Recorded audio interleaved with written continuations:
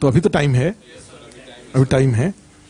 तो ये देखो एक्चुअली क्या है कि जैसे इस तरह का क्वेश्चन है, मान लो जो हम लोगों ने कहा, जैसे इकोनॉमी में ही जाते हैं तो एक है कि the basis to become 5 trillion economy, या फूड सिक्योरिटी का है industrial development initiatives in Bihar. अब ये मान लीजिए जैसे इसको क्वेश्चन का फॉर्म दे दें कि बिहार औद्योगिक रूप से एक पिछड़ा हुआ राज्य है, राज्य में औद्योगिक विकास की गति को तेज करने के लिए कौन से उपाय किए जा रहे हैं। ठीक है, इस क्वेश्चन के रूप में जब दिया तो Bihar is a state with industrial development in Bihar is lacking, Bihar is lacking in industrial development, discuss various initiatives taken by government to promote industrialization in state. Clear है? इस तरह का क्वेश्चन अगर आता है तो इस तरह के क्वेश्चन का सीधा सीधा फॉर्मेट होता है कि आपको पहले बिहार में इंडस्ट्रियल डेवलपमेंट की क्या स्थिति है उसको डिस्कस करना पड़ेगा। What is the present state situation of, what is the share of secondary sector in GSDP. क्योंकि इंडस्ट्री जो है वो द्वितीय क्षेत्र की क्रिया है, industry is the part of secondary economic activities. तो सेकेंडरी इकोनॉमिक एक्टिविटीज का जीएसडीपी में क्या शेयर है, जीएसडीपी की बात कर रहा हूं, उसको डिस्कस किया। उसके बाद पिछले 2-3 सालों में राज्य में जो इंडस्ट्रियल ग्रोथ है उसका क्या डेटा है, माने क्या है, 8%, 9%, 5%, 4%, क्या ग्रोथ रहा है इंडस्ट्री का, उसकी चर्चा कर लेंगे। टोटल नंबर ऑफ एमएसएमई की चर्चा कर सकते हैं। जब एमएसएमई करते हैं तो उसमें बिहार हम लोग करते हैं कि एमएसएमई का स्टेट अगर देखा जाए तो बिहार 5वें स्थान पे है कि 8वें स्थान पे है कि 10वें स्थान पे है। The total number of MSME working in Bihar are, उस संख्या बता दिया। ठीक है, और उसके बाद उसी में जैसे बताया कि इस स्थिति के बावजूद in spite of this situation Bihar is lacking in industrial development in comparison to the total population of state. माने जो ये total population of state and opportunity available in Bihar in comparison to the total population of a state and opportunities available, industrial development in Bihar is lacking। हुआ एक introduction वाला part complete हो गया। और उसके बाद जब जाते हैं, ठीक है, तो फिर एक सेकंड पैरा में जाते हैं तो बिहार में कौन कौन से इंडस्ट्रियल डेवलपमेंट की, कौन कौन से इंडस्ट्री बिहार में काम कर रहे हैं ऑलरेडी। ठीक है, लार्ज स्केल इंडस्ट्रीज बिहार में कई सारे हैं, स्मॉल स्केल इंडस्ट्रीज काम कर रहे हैं वेरियस सेक्टर से रिलेटेड। आप जानते हैं कि बिहार में छपरा में रेलवे का 2 कारखाना है, एक रेलवे पहिया का कारखाना है और एक रेलवे इंजन का कारखाना है। उसी तरह से जाते हैं तो बरौनी में कारखाने हैं, उस तरह से जाते हैं तो मधेपुरा में कारखाना है, उस तरह से जाते हैं तो नालंदा में कारखाना है। ठीक है, नालंदा में तो कई सारे, अभी नालंदा में पेप्सी का, बरौनी में पेप्सी का कारखाना खुला है 500 करोड़ रुपए का, 500 करोड़ रुपए से।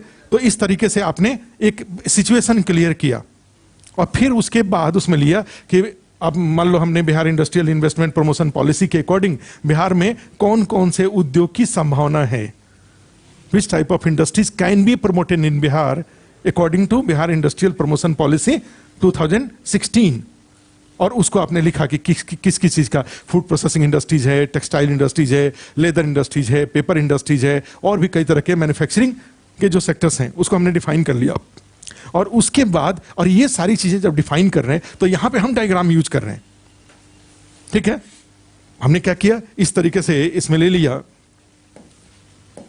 दिखा भी रहे इसका, अभी इसका डायग्राम एक दिखा रहे हैं। जैसे मान लो हमने इसमें ले लिया और डायग्राम में पॉसिबिलिटीज ऑफ इंडस्ट्रीज इन बिहार, और उसको क्या किया इस तरीके से, माने बिहार में औद्योगिक विकास की, औद्योगिक क्षेत्र की संभावना या औद्योगिक क्रियाओं की संभावना, possibilities of industrial activities in Bihar. तो उसमें क्या किया, 1 2 3 4 एकदम से एग्जाम रखो और थोड़ा बड़ा करके दिखाया, फिर इसको दिखा लिया। फिर उसके बाद जब पैरा चेंज करते हैं तो आता है कि इनिशिएटिव्स। तो इनिशिएटिव में जब जाते हैं तो रमेश कैसे दिखेगा, ये पेन ड्राइव कौन, अच्छा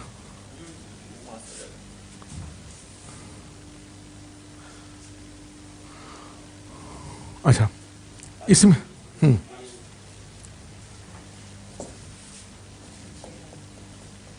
इसमें देखो एक दिखा रहे हैं, बहुत अच्छा चीज दिखा रहे हैं, कैसे आप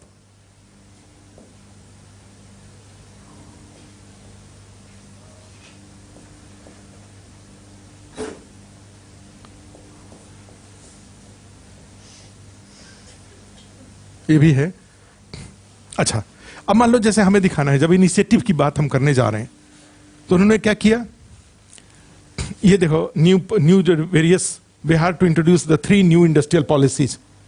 हम जब 3 इंडस्ट्रियल पॉलिसी को आप लिखने का तरीका ये हुआ कि एक एक को हमने ऐसे लाइन दे दे करके लिख दिया, इसी तीनों को। टेक्सटाइल के लिए क्या, Bihar textile and leather policy 2021, logistic Bihar logistics policy 2021, Bihar pharma policy 2021। यहीं पे एक और बना लेंगे और उस बना के क्या करेंगे, बिहार इथेनॉल पॉलिसी 2021 लिख लेंगे ना यहां पे। इसी तरह से स्टार्टअप पॉलिसी 2022, जो बिहार में सेकंड स्टार्टअप पॉलिसी, पहला जो स्टार्टअप पॉलिसी था वो 2017 का था। अब जो स्टार्टअप पॉलिसी 202 आया है, 2.0 आया है, वो 2022 में आया है। तो उसी तरह से, तो आप इसको नहीं ऐसे खींच देंगे, आप सेम चीज को आप चाहो तो पैरा में लिख सकते हो, और इसी चीज को आप कैसे लिख सकते हैं, इस तरीके से लिख सकते हैं। मार्क्स किस पे मिलेगा, उस तरह से लिखेंगे तो सेम कंटेंट पर 22-23 नंबर मिलेगा। और उसी चीज को अगर इस तरीके से लिख देंगे तो सेम कंटेंट पे 30-32 मार्क्स तक मिल जाएगा। और आपने इंडस्ट्रियल डेवलपमेंट इनिशिएटिव्स अगर सेंट्रल गवर्नमेंट का अलग से और स्टेट गवर्नमेंट का अलग से याद कर रखा है तो आपको ऐसा लिखने में बुराई क्या है। लेकिन कई लोग जिद्दी होते हैं, नहीं मानते हैं बात, तो फिर अगले चांस में हमसे मिलते हैं, फिर दोबारा मिलते हैं। नहीं बताया था कि एक जना आया अभी 66 के इंटरव्यू देने, तो हमने पूछा कि सर 2-3 बार से नहीं हो रहा। हमने पूछा कि 2-3 बार से नहीं, यहीं से पढ़े थे, 2-3 बार से नहीं हो रहा था, तो इस बार कैसे हो गया। तो बोला कि सर पहले आपकी बात नहीं मानते थे, इस बार आपकी बात मान लिए थे। अब इस हमारी बात को मानने में ईगो करने की क्या जरूरत है कि नहीं हम नहीं मानेंगे। हमने कहा कि ये जो यहाँ पे पॉलिसी दिखाई दे रहा है, इसको आप चाहें तो पॉइंट्स में लिख सकते हैं, और चाहे तो इस तरीके से डायग्राम बना के लिख सकते हैं। तो आपको खुद नहीं लग रहा है कि डायग्राम बना के लिखेंगे तो ज्यादा अच्छा लगेगा, हम बना देंगे इसको डायग्राम। आपका डायग्राम अलग तरीके का हो सकता है, ये डायग्राम जो बना है उससे भाई किसी ने बनाया ही तो है ना, इन बातों को दिखाने के लिए किसी ने बनाया ही है, तो आप क्यों नहीं बना सकते हैं। क्लियर है ये। तो इसी तरह से और भी जाएंगे, और भी कई सारे इसमें इनिशिएटिव्स हैं, इनेबलर। अच्छा, ethanol blending to benefit farmers and country. फिर उसके बाद जब ये सब इनिशिएटिव लिख देते हैं तो बेनिफिट्स ऑफ दीज इनिशिएटिव्स, तो उसमें लिखेंगे इथेनॉल पॉलिसी का what is the benefit of ethanol policy. If government is promoting ethanol, use of production of ethanol and use of ethanol, what will be the benefits of, इसके क्या लाभ हैं। अगर सरकार द्वारा इथेनॉल को उत्पादन को और इसके विपणन को बढ़ावा दिया जाता है, उपयोग को बढ़ावा दिया जाता है, तो इसके क्या लाभ हैं। क्लियर है, आ गया। इसको भी चाहे तो हम इसको क्या करेंगे, पॉइंट्स में बना देंगे, इथेनॉल के उपयोग के लाभ, और उसको लेग बना दिया नीचे नीचे।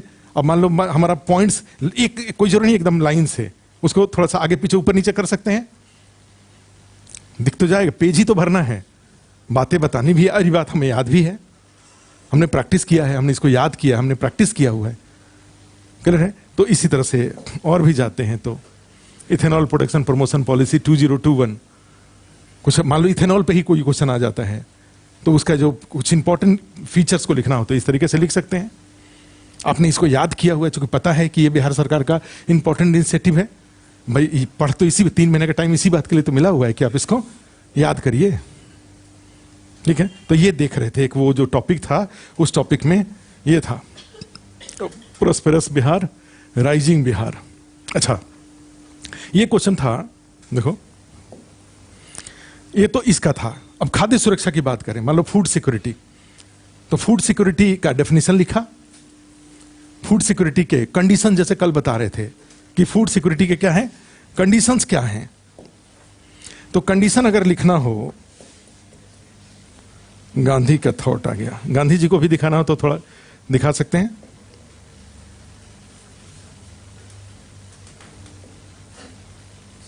अच्छा, अब यही देखो फूड सिक्योरिटी के लिए, फूड सिक्योरिटी के साथ बना रहा है ये, तो क्या क्या दिखा दे रहा है भाई, food security is not a discrete concept, it's an integrated concept. यह एक अलग से अवधारणा नहीं है, एक समेकित अवधारणा है।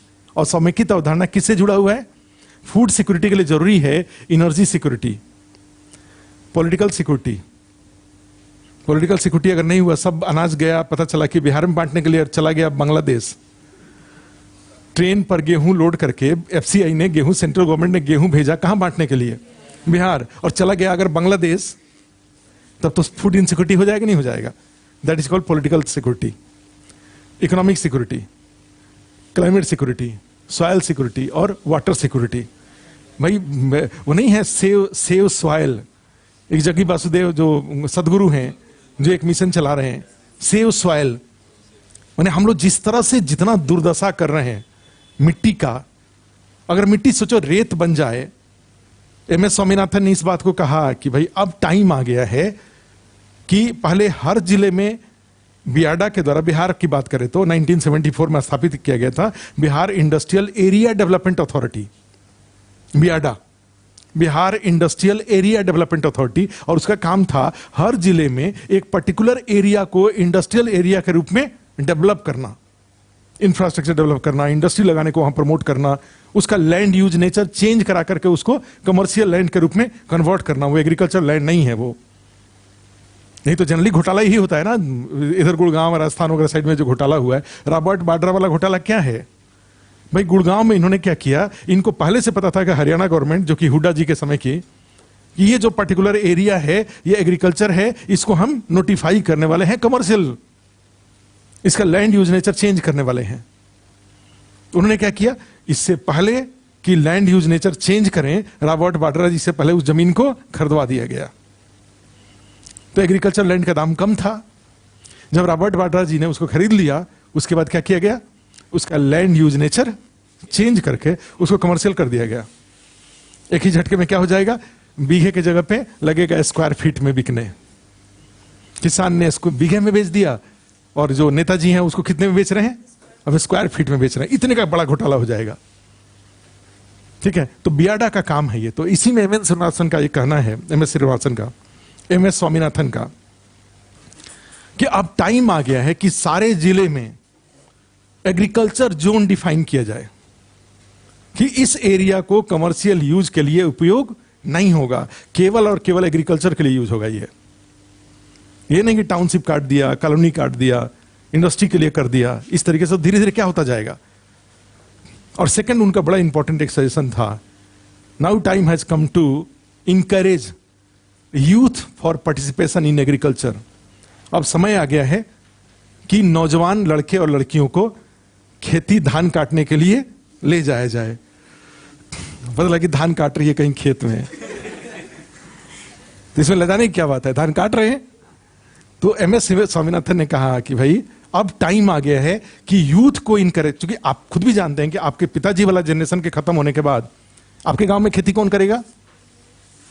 आपके धीरे धीरे खेती क्या होते जा रहा है, सब खत्म होते जा रहा है। क्योंकि आपका जो पिताजी वाला जो जनरेशन है उसी ने लास्ट खेती किया कराया है। 3-4 भाई होते थे, एक भाई गांव में खेती करते थे। अब तो कोई खेती नहीं कर रहा है गांव में, उस खेत का क्या होगा। और खेती इतना नेग्लेक्टेड एरिया है, तो 140 करोड़ लोगों का खाना कहां से आएगा। स्वामीनाथन ने इस तरीके से, तो फूड सिक्योरिटी में तो यही सब देखो इस तरीके से। तो अगर हमें ये सॉइल सिक्योरिटी अगर नहीं रहेगा तो फूड सिक्योरिटी नहीं रहेगा, वाटर सिक्योरिटी नहीं रहेगा, वाटर सप्लाई नहीं रहेगा तो फूड सिक्योरिटी नहीं रहेगा, एनर्जी सिक्योरिटी नहीं रहेगा तो फूड सिक्योरिटी नहीं रहेगा। वेस्टेज बहुत ज्यादा बढ़ जाएंगे अगर एनर्जी सिक्योरिटी नहीं है तो। नहीं होता है, दूध के साथ क्या है भाई, सुबह का दूध सुबह निपटा दिया, शाम का दूध शाम को, चूंकि सुबह का दूध शाम को रह नहीं सकता।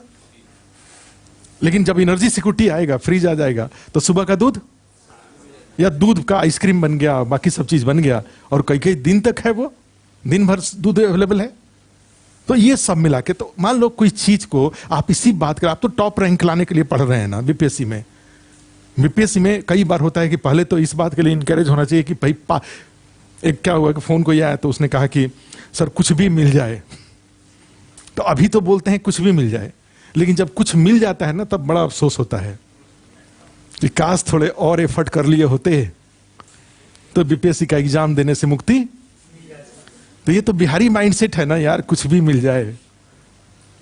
लेकिन अदरवाइज क्या होना चाहिए, भीतर से, भले बाहर से बोलें कि कुछ भी मिल जाए, लेकिन भीतर से क्या होना चाहिए कि अच्छा बताते हैं, ये स्ट्रांग विल होना चाहिए ना।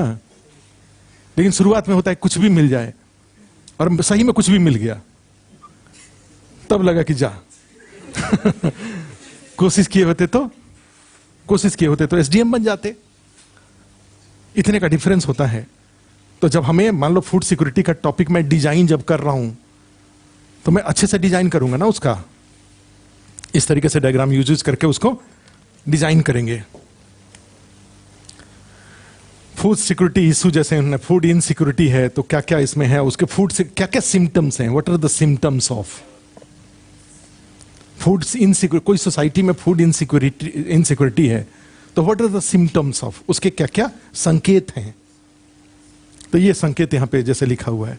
तो आप एक लेवल पर आकर के जब global hunger index, hunger report है उसका डेटा लिख रहे हैं, या मल्टी डायमेंशनल पॉवर्टी इंडेक्स है उसका डेटा लिख रहे हैं, या इस तरह के जो भी रिपोर्ट कुछ आए हुए हैं उसके डेटा, ह्यूमन डेवलपमेंट रिपोर्ट के अनुसार चाइल्ड मोर्टालिटी का डेटा लिख रहे हैं, तो आप जब ये सब लिख रहे हैं तो साथ में क्या करेंगे, इसमें सब ये लिख देंगे कि what are the symptoms of. तो सिम्टम जब लिखा तो उसके अगले पैरा में फिर लिखा on the basis of these symptoms, माने these symptoms can be verified according to report of, according to global hunger report.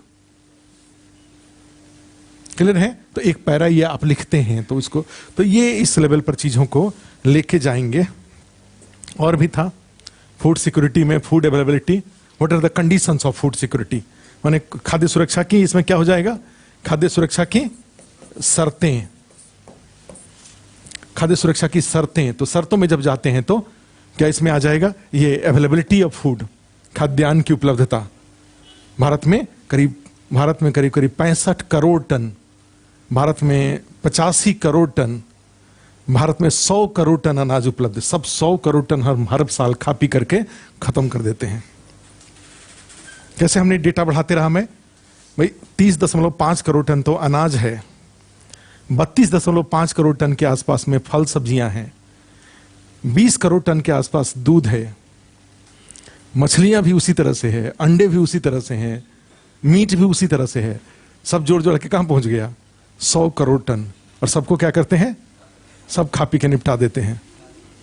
तो प्रधानमंत्री को तो एक बार और करना चाहिए कि हर सप्ताह में व्रत करिए। लोग बहुत खा खा के थक गए हैं, हम भी खा खा के थक गए हैं। ठीक है, होता ना कि अनाज खा खा के लोग क्या होते हैं, थोड़े थक जाते हैं। तो कुछ दिन के लिए तो सोचो 130 करोड़ लोग अगर सप्ताह में एक दिन नहीं खाएंगे तो कितना अनाज बचेगा, जो कि हम अफगानिस्तान में, अफ्रीका में, बाकी जगह पे, एक्चुअली पाकिस्तान में बहुत फ्लड है सिचुएशन है, लेकिन भारत ने कुछ भी ऑफर नहीं किया। तो उनका था कि बिलावल भुट्टो के थे, तो उसमें भारत का कहना यह था कि थोड़े दिन पहले भारत ने एक बार ऑफर किया था और उसको उन्होंने रिफ्यूज कर दिया था। हाँ ना, तो ये तो अभी की बात है ना, पहले इसके पहले एक बार फ्लड कोई था, उसमें भारत ने शायद ऑफर किया था, उसको पाकिस्तान ने रिफ्यूज कर दिया था। तो भारत का सब कुछ वो लेते हैं, लेकिन सब दुबई होके लेते हैं। तो भारत एक दिन ना खाए तो बाकी भारत जितने पड़ोसी देश हैं सबको आराम से खिला सकता है, लेकिन इसके लिए फिर ठीक है। तो उसी में देखो availability of food, accessibility of to food, खाद्यान्न तक पहुंच। भारत के हर गांव में फेयर प्राइस शॉप हैं, हर गांव में। और one nation one ration card आने का सबसे बड़ा बेनिफिट क्या हुआ, बिहार से बड़े पैमाने पर लोग माइग्रेट करते थे, तो माइग्रेट करने के कारण उनका राशन कार्ड वहीं छूट जाता था। और वो जो फेयर प्राइस शॉप वाला था, उस आदमी के पूरे परिवार का सारा अनाज बेच करके खा जाता था। मैनुअल रजिस्टर में चढ़ाना होता था, तो अंत्योदय अन्न योजना का पूरा 35 केजी अनाज बेच देता था हर महीने में। इंटू 12 कर लो कितना अनाज बेच देता था, 3-2-1 रुपए किलो। अब क्या हुआ, वो अपना